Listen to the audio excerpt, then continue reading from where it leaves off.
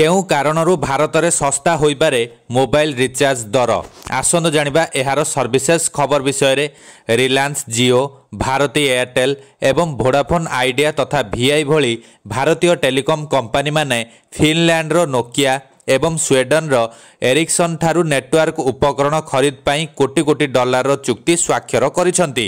एही डील विश्व बाजार तुलन में 30 रु 40 शतकड़ा सस्तारे करा जायछि। टेलीकॉम ऑपरेटर माने एही सस्ता डील रो सुफल उपभोक्ता माननकु देबार संभावना रहिछि। अर्थात ऑपरेटर माने मोबाइल सेवा तारीफ सस्ता करि पारंती।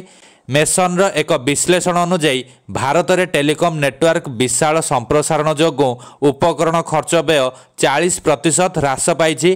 कंपनी विशेषज्ञ अश्वेंदर सेठी कहते जे भारत एवं चीन रे उपकरण मूल्य मध्यप्राच्य, यूरोप एवं उत्तर अमेरिका तुलन में कम।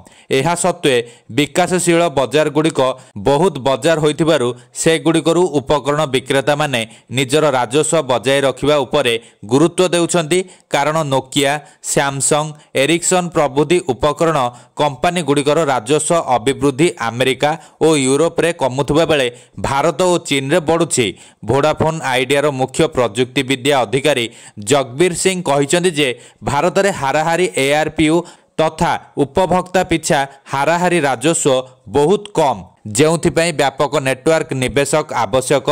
से कहिसंती जदि आपण $2 एआरपीयू सह बजार रे अछंती तेबे निश्चित भावे दर ह्रास पाइबा उचित।